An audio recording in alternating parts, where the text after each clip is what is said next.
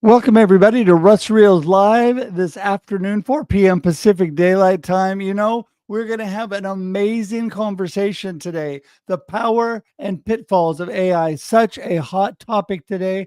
And we have an amazing panel. You don't want to miss it. So share this out. Here we go.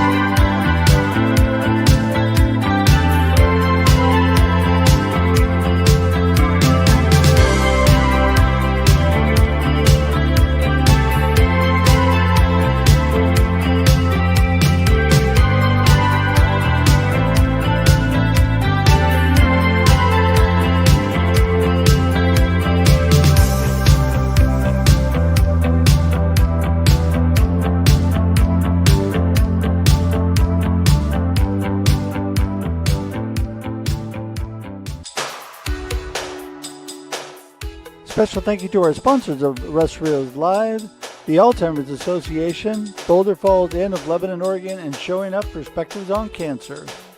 For more information on how to give to the Alzheimer's Association and support this amazing organization, go to alz.org. And for information on the Boulder Falls Inn of Lebanon, Oregon, and their amazing conference facility, go to boulderfallsinn.com. And finally, Showing Up Perspectives on Cancer and Tim Sohn, this amazing organization supporting people going through cancer. Go to perspectivesoncancer.com.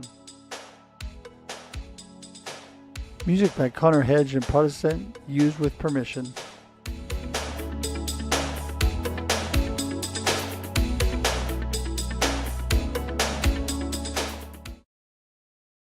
Hey, everybody. Welcome to Russ Reals Live on this Thursday afternoon, 4 p.m. Pacific Daylight Time. I don't know what time it is where you are, but I am glad that you're here.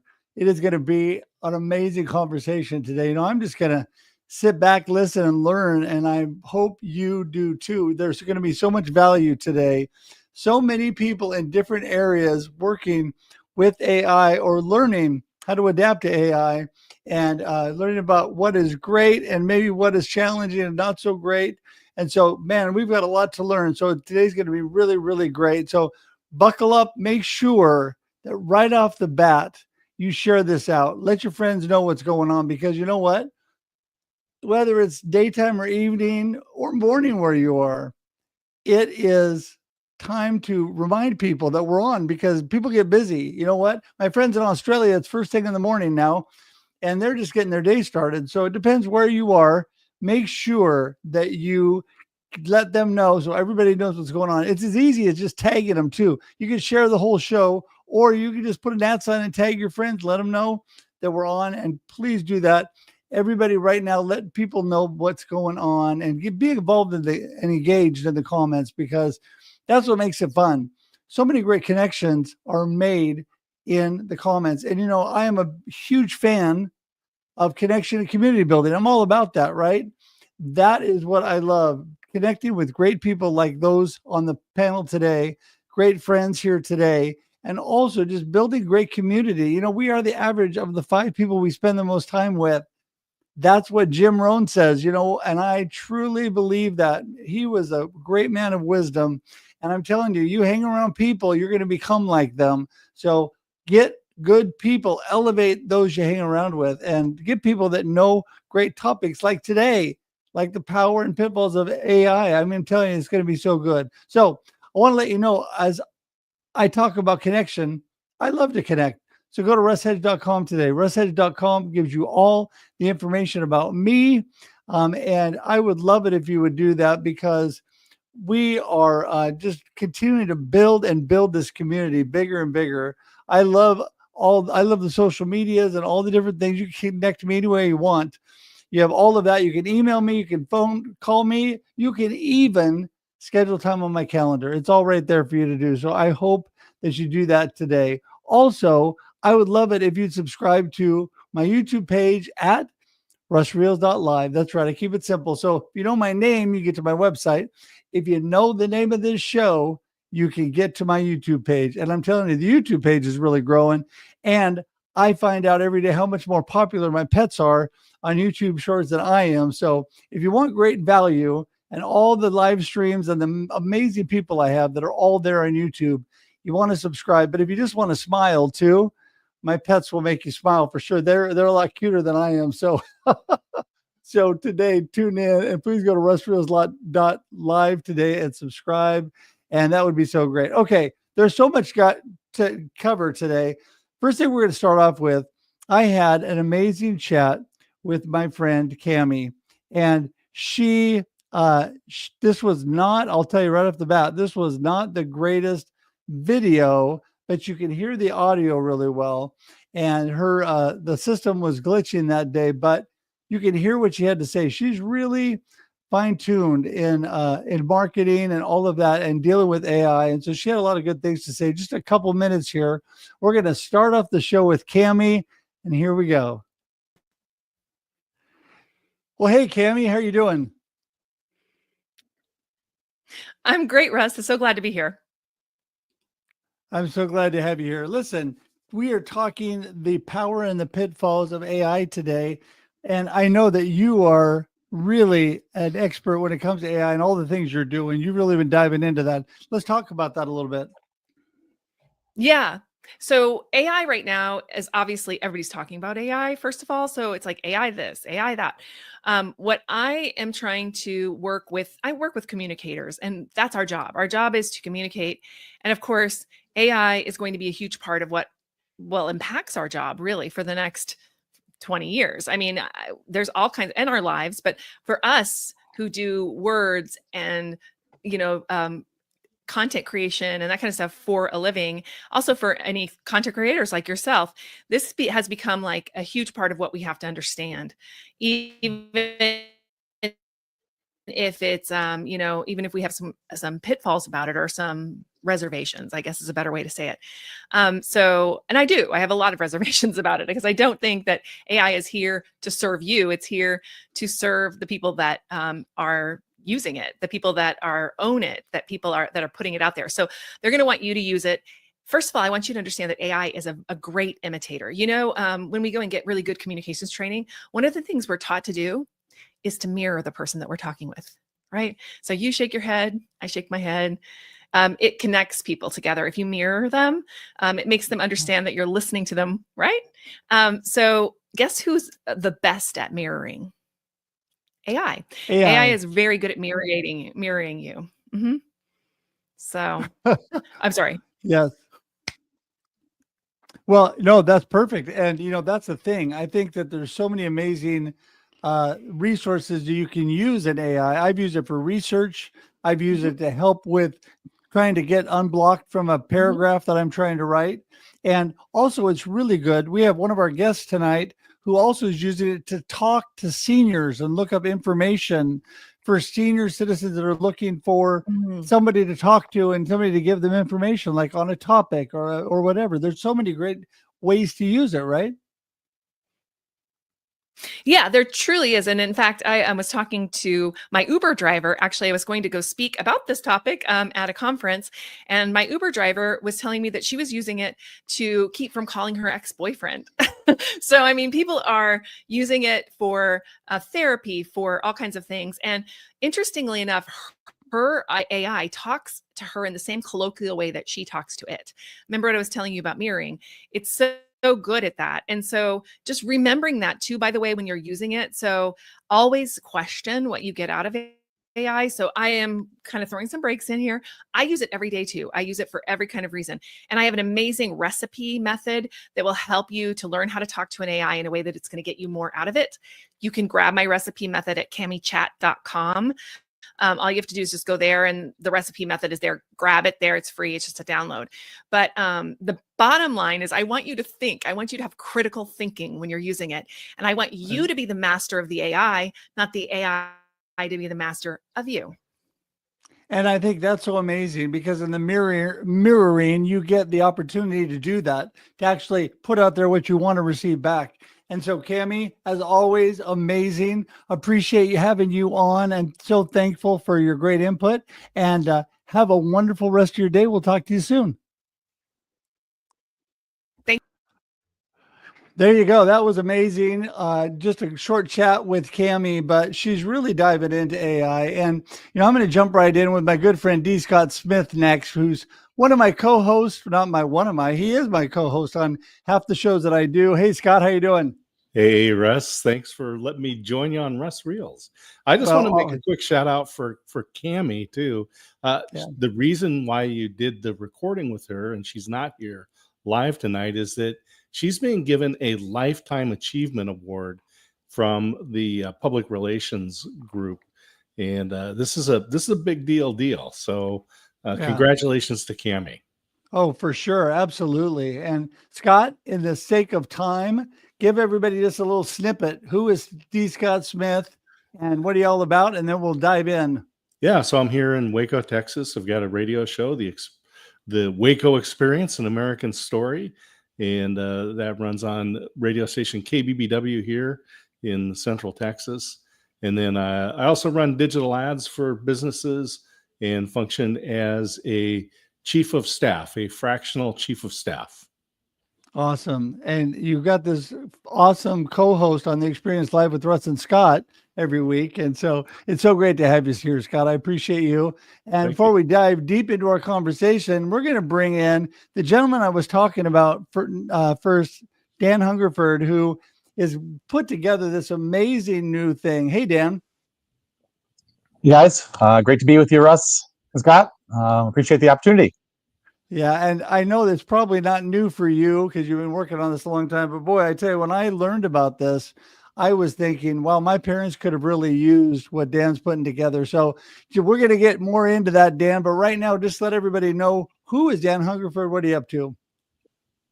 Well, I'm based out of Grand Rapids, Michigan. We are working on solving some of the problems that we haven't been able to solve for a lot of years that AI is allowing for now. Some of that personalization, some of that things that Cami was talking about. We haven't always been able to do that. And so my company right now, we deal with social isolation with people that are, our grandmas, our grandpas, our moms, our dads that are over 65, that just in those gaps in life when families get busy, that they just feel like they need a little extra support. So we've built an AI that looks, sounds, and acts real, has those great, meaningful conversations, jokes, and tells stories with them, just to make them feel a little bit less lonely in those moments. We've heard a lot in the science lately about the effects of that social isolation, and with 7.7 million people in the country like that, we want to make sure we're doing everything we can. And so it's been a great journey. Yeah, it's so awesome. And we were talking about you this morning, Kate Pinkerton and I. She was on my morning show. And so we were kind of prepping the whole thing for you today. And she, of course, is engaged in the same industry and loves what you do and works with you on that. So we'll talk more about that. So next, we're going to get in Craig Tucker. Mr. Craig Tucker, how's it going, buddy? Good to see you, Russ. Scott, nice to see you. Dan. Yes, it's so great to have you here today, Craig. And give us a little snippet. Who in the world is Craig Tucker? What are you up to? Thanks, Russ. I appreciate that. Well, I'm a creator and founder of O.L.I.V.E.R AI. We're a real-time emotion recognition system. It's patented, used by tens of thousands of people worldwide, award-winning mental health and customer service applications. Awesome. Well, there you go. Short and sweet, but to the point. That was so great. Thank you, Craig. That is so great. We'll talk more about that next, all the way from Guatemala, Dimitri Ortiz. Hey, Dimitri, how's it going, buddy? Hello, Russ. Hello, everyone. Scott, Dan, Craig, everyone. I'm happy to be here. It's from Guatemala City, Guatemala, the land of the Mayan Empire. So, yes, I'm an AI and automation expert. I specialize in helping small, medium-sized businesses with their internal operations, helping them leverage this wonderful technology. So, yes, I'm happy to be here. Oh, it is so great. And you can tell Dimitri has been on my show a few times, everybody, because he doesn't even wait for me to ask who he is. He just dives right in and tells me, saves me time. All right. Thanks for coming today, Dimitri. And Victor Villegas. Hey, Victor, how you doing? Oh, other than hearing you, you look great. It's always technology, always technology. Still trying to hear you, Victor. Yes. Something has actually happened. I don't know what. Can any of you hear Victor? Want to make sure it's not me. Okay. Aha. We got a plan.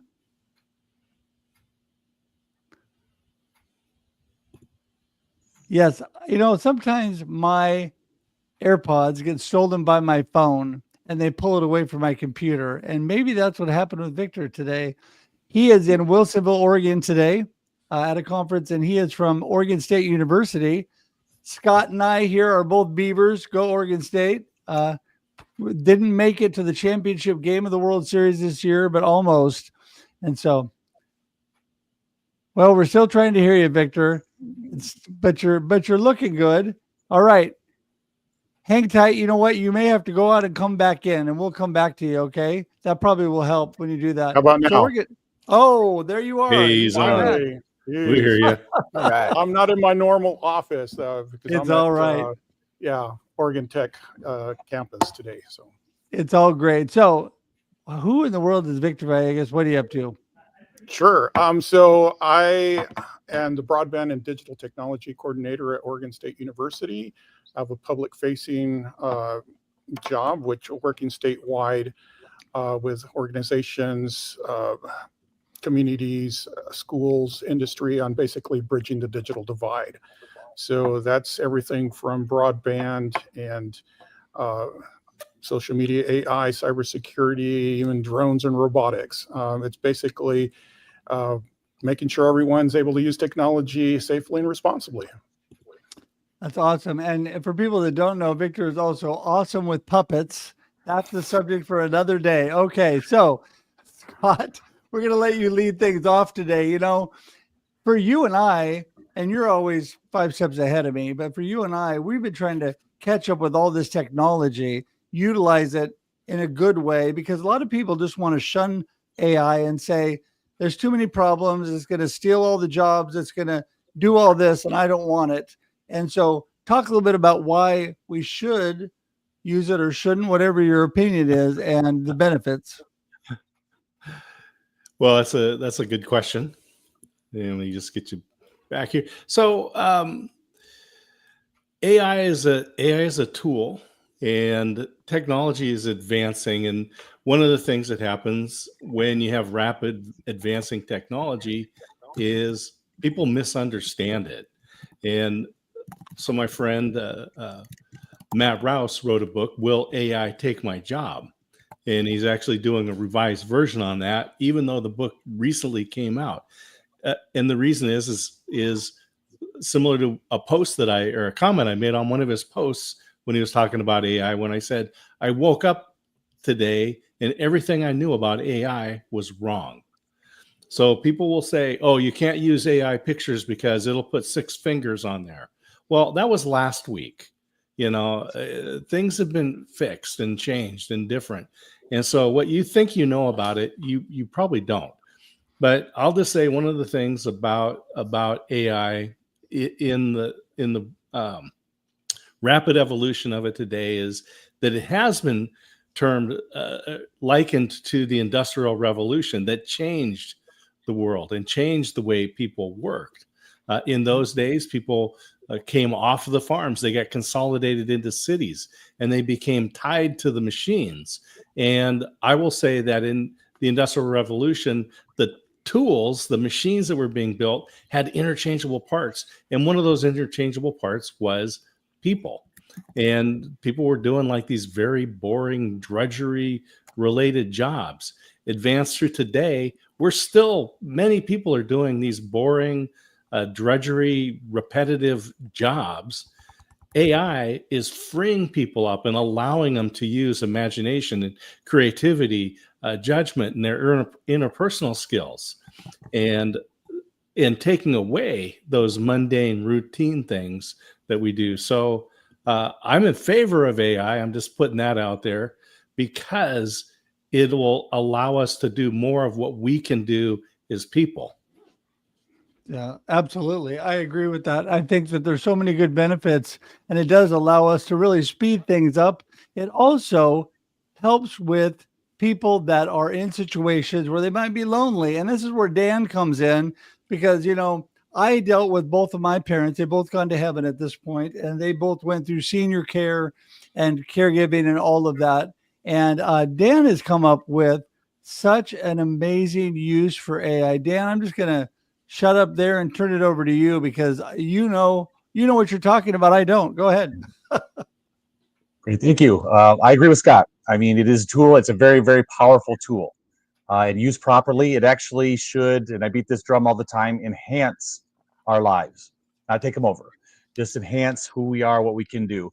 A lot of the things about AI right now and leading up to this are, your chat GPTs, your Geminis, your processes. It helps me get things done faster. Well, at EverFriends, we took a little bit of a different approach. We are trying to make it a relational thing. So it's not that what we can get done, but how can it help us as humans become better humans? Whether it is through conversations, through asking questions about, maybe you have a older mom that's having some struggles with anxiety. Can a digital human with AI that can mirror her, that can have meaningful conversations with her, can it walk her through those steps to make her feel better in those moments when nobody else is around, maybe 2:00 in the morning? Yeah, it can. Can it give you a recipe when only you have 3 things in the refrigerator and you want to bake dinner just for one person? Can it tell you what to make? Yeah, it can. And so it can fill in those gaps in life, not just get us more things done, but help us to enhance our lives as humans. And that is the biggest thing that I think is going to be the change from what we've seen AI to now what is going to be the next big thing, because it has such an ability, as Cami said, to mirror, to learn our emotions. I mean, the advancements that we have had in emotional, the tones and the speech and recognizing emotion through either the way we speak or our facial expressions, like Russ said, it's coming a long ways, and it's coming a long ways fast. And so it's same with us. We started it a year and a half ago, and it's changed already a ton since we even started. And that's a good thing. We are getting better and better. It's getting where it's more and more lifelike, if you will. Like, we can never replace human connection. We're not going to try to, but we do want to help in those areas of life that you just need a little extra support. You need a little encouragement. Our EverFriends digital humans, they are always encouraging. They never have bad days, and they're always on your side. They don't tell your stories, they don't tell your secrets, and they never judge you. And we found that people just love to have chats whenever they want, with those kinds of parameters around them, around any subject that they ever could want to talk about. Well, I think, am I the only one that thinks of Star Trek when we start talking about this? I remember the AI voices talking to Captain Kirk. So I don't know, I'm aging myself, but you know what? Craig, you're another one. Craig is another one that is just so knowledgeable and put together. The reason I said Vern, because it's Vern AI. There you go. Talk to us a little bit about what you've got going, Craig. Sure. Well, I can kind of echo some of the sentiment that we all have had, like Dan and Scott have said, that, AI really is a tool, much like, the computer was a tool, the internet was a tool. We'll continue to see tools. So as long as we live, and they just kind of make our lives easier, more efficient, better, all across the board. And of course, anytime you get any type of new innovation, it's always kind of displacing, and be scary to those that are used to the status quo. But time and time again, what we've seen, especially within our society and culture, is that we see innovation leading and actually creating new opportunities for everybody. One of the things that I kind of see AI doing is it democratizes the ability for a lot of folks to be able to express themselves. Maybe they're not the greatest artist, but they know exactly what they want, and they can speak it, they can talk about it. And those skills are just as important, right, as actually putting pen to paper sometimes. So the ideation part, and it is not, it kind of allows creators to have, ultimate palettes, right, in order to paint their stories and to write their narratives. And so, it does give a lot of power, to people. And what we see and what we do is empathy. So it's just understanding how human emotions work. We use that for helping humans understand each other, in a communication process, from emails to, video calls like this, for example, phone calls, all the way down to, having AI humans, kind of like what Dan was talking about, being able to be empathetic and understanding the emotions that are being said, and also being able to regulate their own emotions, right? We don't want to pass on these contagions to folks. Have our bot make somebody angry. Boy, that would be something, wouldn't it? Now, we already have enough problems sometimes with our customer service reps. So last thing we need is a bot, right, doing it. And that's one of the things that we do at Vern is we enable that to happen, because there are just as much as there's power, Russ, there are pitfalls, right? And if you don't get it right, you can have some problems. And you mentioned earlier about therapy, and I wanted to kind of caution everyone to be careful using large language models as your therapy bot. And the reason is one of the reasons why we made Vern and why his product's differentiation is that the large language models mix up all these psychological models. And then the standard model says there's 5. There's one that says there's 7. One that says there's 9. One even 13. Plutchik's wheel of emotions, most popular one. The problem is that they're all introducing these confines and different labels, and so and there's no consensus on what an emotion actually is in all these psych models. So when you ask a large language model, hey, how am I feeling? It says, well, I'll take a little of this, a little of that, a little of this theory, and we'll kind of mix it up, and it'll give you soup. And it's dangerous, right? Because it's kind of impossible to use as a measurement tool if it never gives you the same answer twice.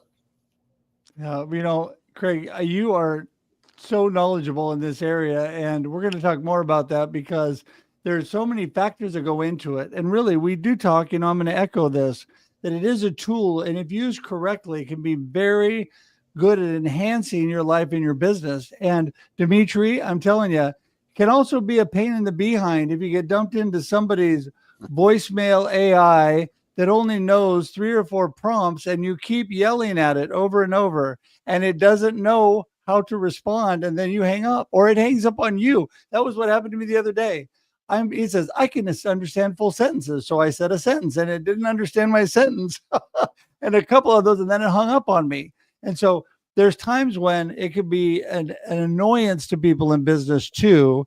So talk about how we stay away from that and utilize the good in our business. Yes, Russ. So we're arriving into a point where business owners have the tools sometimes accessible to them, LLMs that are with different flavors, and so it's not the fact that the tools are no longer accessible, as Craig mentioned. There's a democratization that is happening. At least finally, a lot of small businesses are actually being able to access this new technology. Where corporate used to be the only one to afford it. So this is a great shift in business, because 97% of businesses are small, medium-sized businesses. So we specialize in helping them, is because the fact is, it comes down to understanding what technology can do for you, what it can't. Like for example, as you mentioned, you have to be very careful, because we used to. We're no longer in the days where we used to do automation where it was predictive outcome, rule-based. You know what you were getting into. It was great. At this point, we have intelligent entities where automations having agents like AI agents, where that now they learn, think, reason, and even make decisions. So you have to be very careful how you establish that. Understand what the parameters that have to be. The guardrails, that are going to help you actually execute that. So it becomes it's not as simple as just plug and play or anything like that. You have to understand, for example, you have to understand your internal processes as well.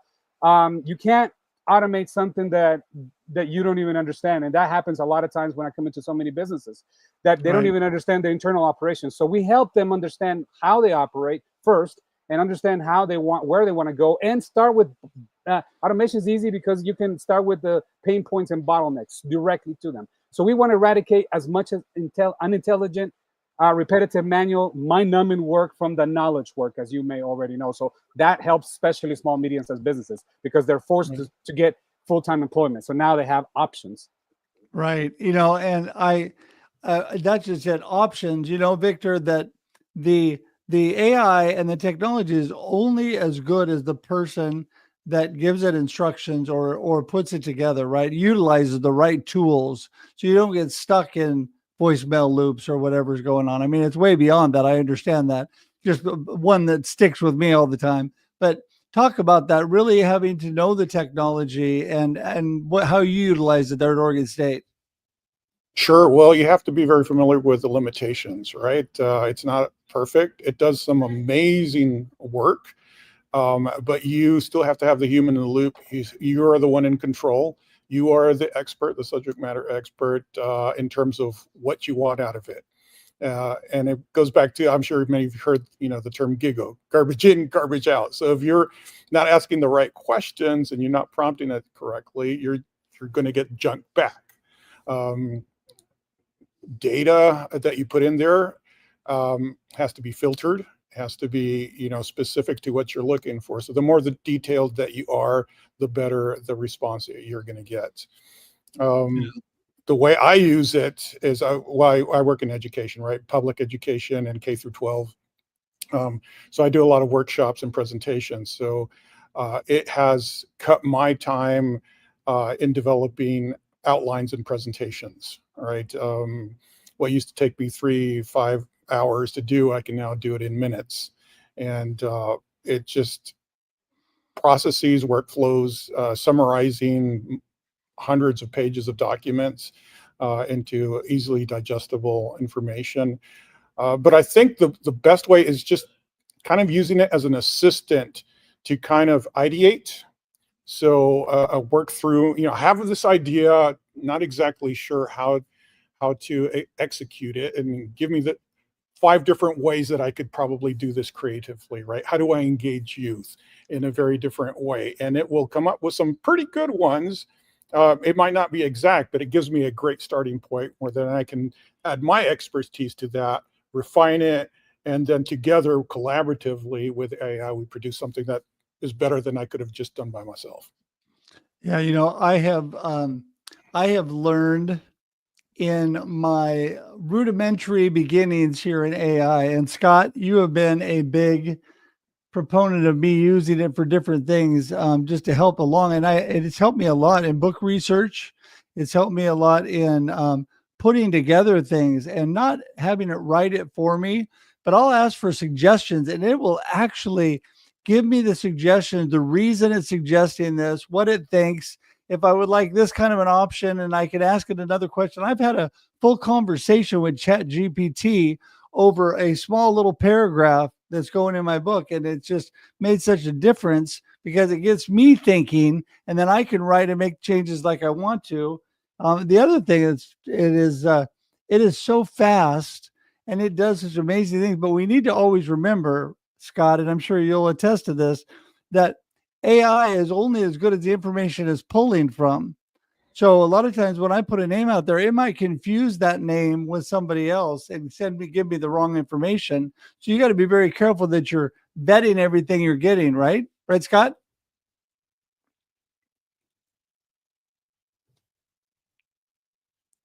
I'm still not hearing you, Scott. There we go. I know Dimitri will be able to address this a little bit better, but there is a difference between the AI systems that are out there and automation. And automation is just something that happens based off a trigger. So somebody clicks this box and it sends them an email, or there's a decision tree in that voicemail box where they're listening and is like, if it says yes, go here. If they say no, go there, and so forth. That's not really AI. That's just automation. And so, but it's very popular. It's a very good marketing term right now, right? To say we're using AI, but the AI that we're using in ways, we use a lot of the large language models, and so people, we're prompting them, right? We're a lot of the experts that we have in the marketing side are talking about the prompts, how to prompt it to get the right information out. And in a way, the AI tools that we're using in that sense are similar to the early 90s when we had cell phones that were in bags, or the Motorola Brick was the first phone that I had, and it had 30 minutes of talk time. And if I accidentally crossed over some imaginary line, all of a sudden I was roaming and paying $1 a minute for my calls. Well, someone could say, yeah, cell phones are terrible. It's expensive and you have limited time and all you can do is, do these few things.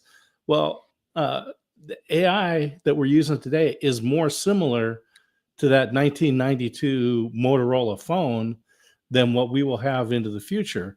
And what I'll say about that is that today, if I put information in and I can fact check that out because it's an N of 1 that comes out.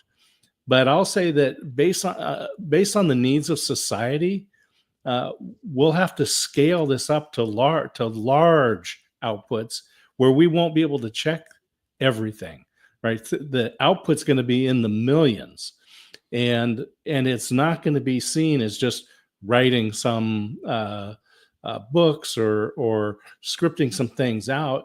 We're looking at units of tens of thousands of columns of data and hundreds of thousands of lines of data.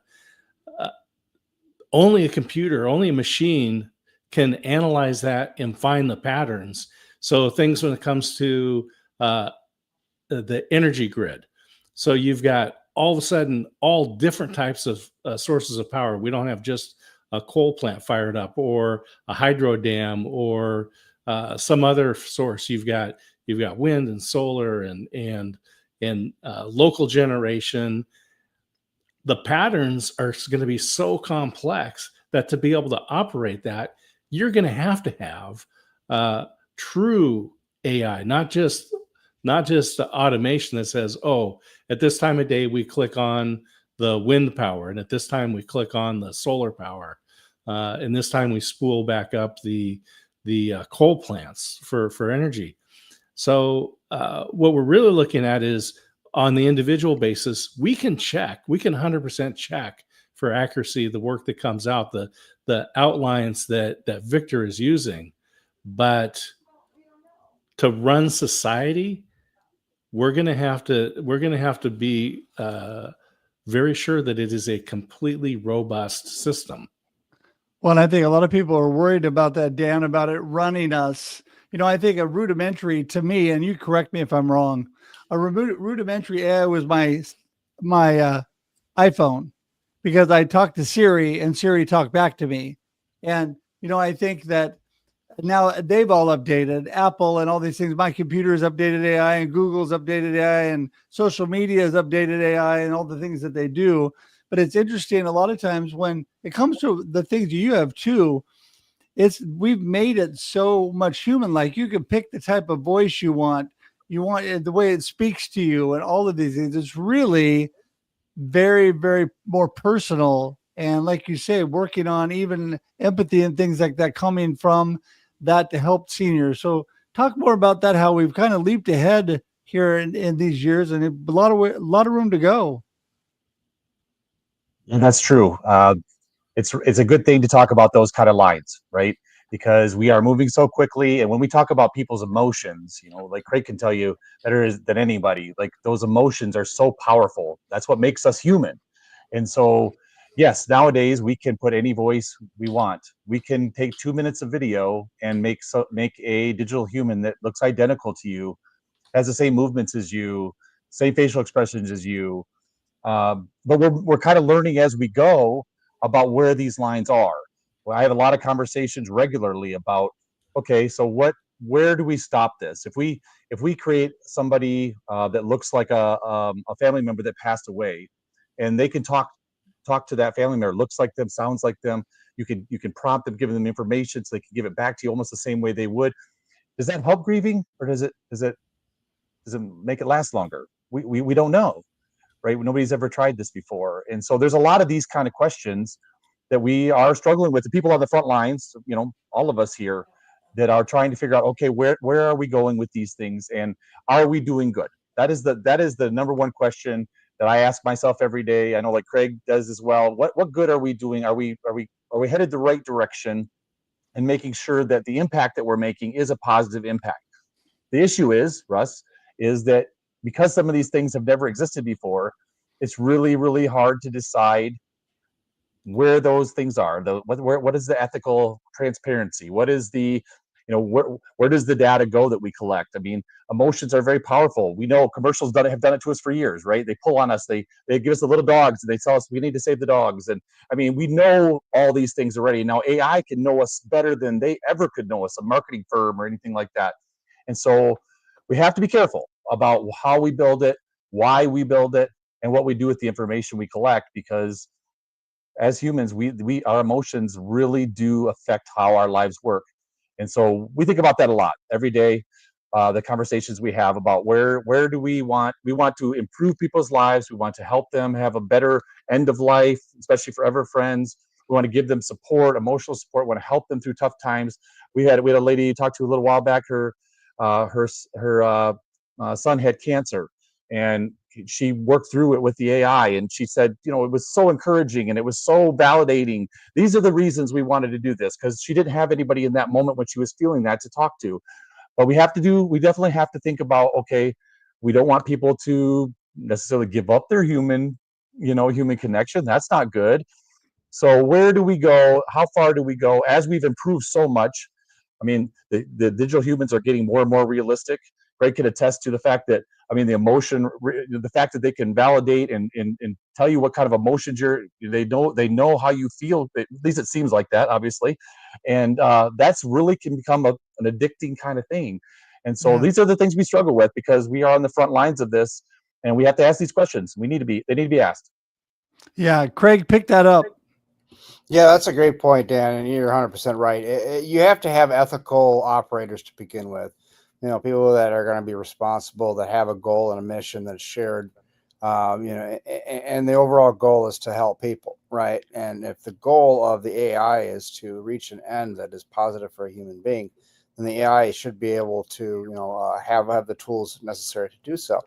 And Dan's right. We struggle with that all the time too, about this emotional information. One thing we found in our journey is it kind of, hopefully it makes everybody feel a little bit better and give them a sigh of relief, is we found that we as humans evolved to share these signals. We evolved to detect these signals from one another. So all the AI does is basically what we do without thinking, right? We evolved these abilities to detect these, the word choices, language, the coding, the vocal tonation, the facial expressions, all of this kind of comes all in together and plays in. So if the AI can replicate, what we do as humans, and we don't read minds, then the AI really essentially can't read minds either.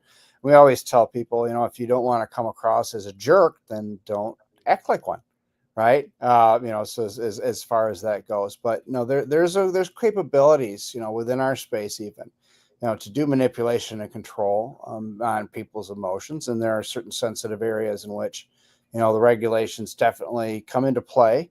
You have to have some things that, private information has to be stored correctly. You have to make sure that you're not violating anybody's privacy rights or anything else like that. So, and it can be, as we know, as Dan kind of mentioned earlier, about commercials and, the tear-jerking commercials about the dogs out in the rain that send the $19.99 a month. We've all seen it, right? Those things are just as manipulative as other things we see in advertising, marketing every day, manipulating us, playing with our emotions, playing with our feelings. So it's something we have to understand, that when we take something from the real world into the AI world, it's not special. It's not necessarily scary, but it should be handled the same way, with responsibility, good, solid testing and explainability. Yeah, no, totally. I mean, this is where we're kind of figuring it out as we go, right, Dimitri? I mean, it's moving so fast, like we talked about before, and the goal is to enhance people's lives, to make them better, more productive and effective. And, these whole things about, even making them companions and all of that, the technology seems almost limitless. But people can get stuck in it sometimes and just think it just wants to take over, right, Dimitri? Right, Russ. And I think that we have to understand, for example, it's 2025 and nobody should be doing data entry, because business is not good for business, nor is it good for a human being to do repetitive work for that long. So those are the things that we got to understand that we should move away from, right? And not only that, but we are entering a new era where we're going to be working in collaboration with a digital workforce. It's no longer like Scott said, just automation that's like little scripts. No, we're talking about AI agents. In other words, we're talking about entities that are intelligent, that are going to be working next to you, not for you, not to replace you, but actually with you. And those are the positive things that we should look at, is the fact that we're going from doing to oversight, which is where we're trying to get to strategy. So those are the things that I believe that if you think about how AI was constructed, people fear what they don't understand. So we should start thinking, okay, what is AI? How did it become AI? You got to remember that AI learns from data. Human beings learn from experience. Two different things, but still AI is the reflection of those experiences. So we're not talking about an alien entity. We're talking about the reflection of who we are. And we're talking about going towards the same place, but having the opportunity to actually create this good data that's going to go into these systems that are going to be feeding us with the best predictive outcome and the best generated data. So I think that our relationship with technology has to improve. We have to understand how much we understand and how involved we're with it. Reskilling is going to be big. Fourth industrial revolution is going to create disruption. So we need to be careful about that. What is good? Where should we implement it? Where is a place where we should still be more human and less technical? Those are the questions we're going to have to ask ourselves, especially in an era where we're going to be collaborative, not separated. There's not going to be silos in our life. We're going to be coexisting. And so understanding them is the best thing we can do right now, getting involved and sharing our experiences. Yeah, that's so good. And Victor, pick that up. Yeah, so I'm talking about the data that these systems are trained on.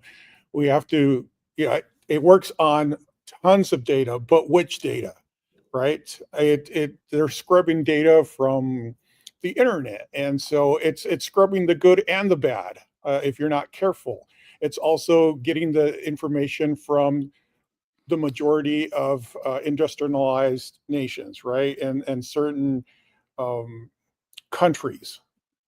So the data is not always representative. So there's bias in that data, right? I work with some of the tribes and data sovereignty, who owns the data that these systems are being trained on? And is it representative of them? We know that it is not. Sometimes that's on purpose. If you don't have your data out there, you're pretty much invisible, right? That can be on purpose. People have privacy issues that they don't necessarily want their information out there, but you have to decide how much you want to make public and what do you keep private. And so there's always going to be some type of bias, and we just have to be cognizant that just because it's giving you the information doesn't mean it is the most relevant and that it's reflective of yourself and what you need. It's kind of just an overall generalization. Think of the bell curve, right? It's giving you a lot of that middle stuff as the majority, but what about those edge cases? So we have to be very careful of what we're training these systems on and how that information is being pushed as the ultimate knowledge, right? This is the way things are. Well, that's the way things are based on the information that it was fed. And that Right. may or may not be relevant or correct. Well, and it's so interesting coming out of education nowadays because, the young people often know so much more than we do because they've grown up in this technology age. And it's it's just amazing. So, okay, we're going to make a last round here, everybody. And I need you to take a couple minutes and give us your gold nugget of our conversation today, what you want people to remember from our conversation, and then let us know how we get in touch with you. Scott, we're starting with you. So I'll say bad guys will always do bad things. And sometimes they're going to use AI. That doesn't make the tool bad. That just means bad guys do bad things. As far as the language models, well, let me just separate out because there's a tool, and that's the AI system that's gathering data. And so when I was talking about the energy systems, that's the data that it's looking at. When we're looking at helping us write or ideate things, those are the large language models. And those are pulling in from various sources and whatever those sources are. Now, there was just a case with Meta where they were not found liable for using copyrighted material to train the tools. And this is very similar to me reading books and then synthesizing and writing a paper off of them. It's just that the computers don't forget, so it remembers everything. So it is just synthesizing. It's not quoting. So the tools are good. I love what Craig and Dan are doing because it's a practical application that can be done today and is changing lives for the good today. And Victor is absolutely right. The data that we pull in is biased, and we need to be aware of that. That will get better if we choose to let it get better. Anyone can find me at my website, dscottsmith.com. All of the contact information is there, whatever social media platform works for you, my phone number, email, everything is there. Thanks for letting me hang out with you guys and talk about cool stuff. Yeah, it is a cool subject for sure. All right. And Dan, you are up next. Okay, my nuggets would be this. AI is a very powerful tool. It has a bad reputation, and sometimes for a reason. There's a lot of fear around it. But what I'll tell you is that we've seen firsthand, it has a lot of things it can do to make our lives better. We grew up in a world that was one size fits all in a lot of ways. And AI brings personalization that we've never had, whether it be education, elder care, mental health. All these things can be so personalized now because of the way the AI can work for each person individually. So it is meant to enhance, not replace people, meant to make people better at their jobs by giving more data, by giving more feedback and things like that. But I will echo the same things that a couple of people said. It only is as good as the things you trained it on. And so we have to be careful. And like with us here at EverFriends, I know Vern as well, we're really, really careful about making sure that we're tailoring it to our audience, to the people we're trying to impact, because it does have biases. It doesn't do really good. It's great with patterns, but it doesn't do really good with the messy edges and sides of life. And so, at least not yet. And so give it a chance if you haven't had a try at it yet. Past ChatGPT. Give it a chance. It's going to do a lot of really, really good, even though you hear things that are maybe scary sometimes. If you're more interested about it, I just had a book come out, Soulware 2.0. It talks about ethics that we talked about today. It talks about the different good things that AIs can use. We can use AI for, whether it be autism, whether it be education, elder care, regular health care.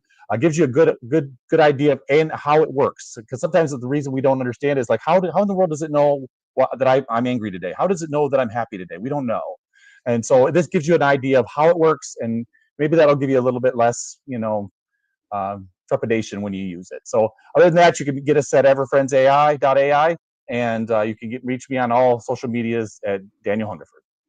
There you go. Awesome. So great. Thank you, Dan. All right, Craig, you're next. Well, thank you. I appreciate it, Russ, the opportunity to meet with all of you and talk with everybody and the panelists and esteemed panelists. Thank you very much.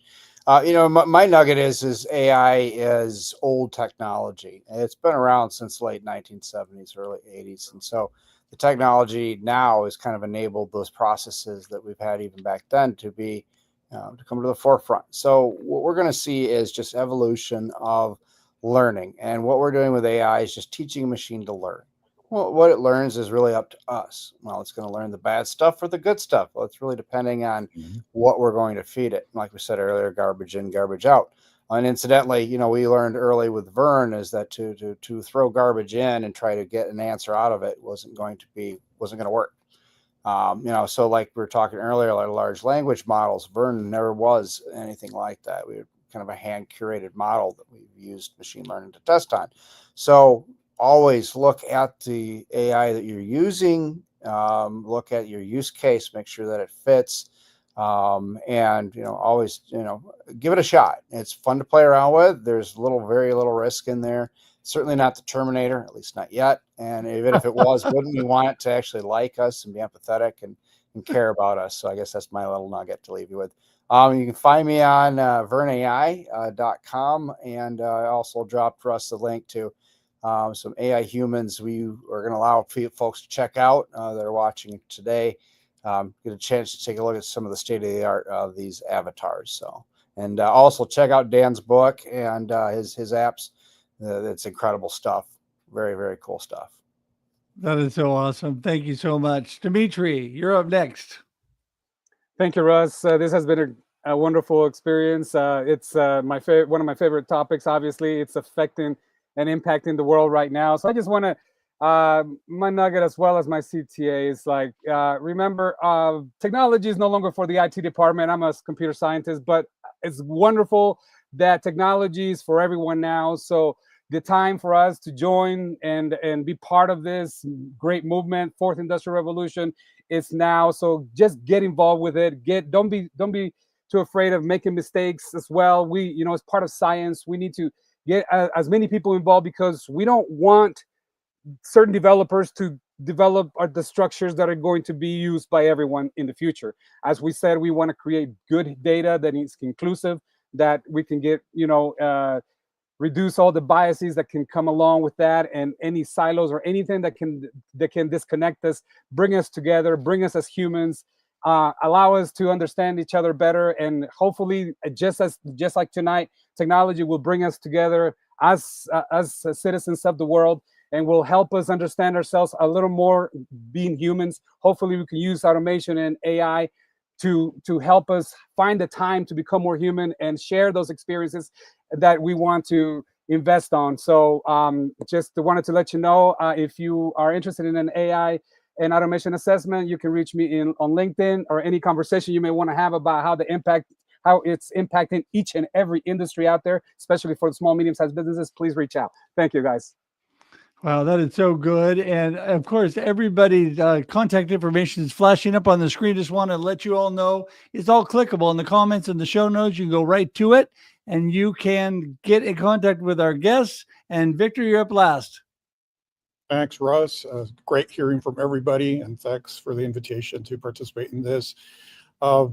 AI is here. It's here to stay. It is changing rapidly. I mean, what you think you know today, by tomorrow, it's all changed. And it's hard enough for technologists to keep ahead of it. However, I recommend people start using it, start playing around with it, find its limitations, and use it safely and responsibly, right? It's going to affect every single part of our lives, whether that's healthcare, education, business, you name it. It's there. And it's something we have to learn to live with it. One really quick tip that I've been telling people, I field a lot of questions about AI, and you can ask AI those questions and it will answer you. I think that's the best prompt tip I can give. If you don't know how to use AI, ask it. If you want to learn how to prompt better, ask it. If you want to learn its limitations, ask it. It will tell you. So that's my tip of the day. And thanks again for the opportunity. Look forward to connecting with folks. I'm on LinkedIn, and you can find me there. All right. So awesome. Yeah. It's interesting because I have found, and I'm probably way behind all of you, but when I'm in Chat GPT, I can actually go back and forth. It's showing me things, asking me what I think, I respond, and it responds back. And it is a great way to find out things and find good research and find out about how to use things, all of that. So it's a blessing. And I just want to say, my little gold nugget of the day is have fun with it. You know what? Learn how to use it by having fun. And the way I started, I had a friend that suggested this. I said, roast Russ Hedge the way that, and I named a comedian, and it just came within seconds. This whole hilarious thing. It's amazing how much the internet knows about me because it was pretty much spot on, but it was hilarious and it was funny. And I even posted that and everybody else enjoyed it, telling people it was AI, doing this, and it was just a lot of fun. And so it's a great way to just make you smile as well. And as you do that, you learn as you go. And it doesn't matter where you are in the process. I'm sure you would all agree because we are all on different levels. Most of you way ahead of me, but you just got to take it one step at a time, give it a try, do like Victor said, and ask it questions and let it respond. Just remember, though, that you need to pay attention to what's happening because it's not always 100% information is given back to you. It's only as good as the information is drawing from. So you need to pay attention to that. But it is a good tool, and it can definitely enhance your life. So everybody, I appreciate you all being here. I'm going to wrap the show up with you all on air here. We're just going to call it good for today. And you know what? Everybody, we're here every Thursday, 4 a.m. Pacific Daylight Time for your viewing and listening pleasure. That's right. After I get done, this also converts to a video podcast that sits on LinkedIn, YouTube, and Facebook. So you can still share this with your friends and show them. It'll be on YouTube and LinkedIn forever. Facebook for 30 days to change that, but then also becomes an audio podcast. If you want to listen on Spotify after, if you didn't have time to watch the whole thing, you can do that as well. And I just want to say, have fun today. Enjoy the rest of your week.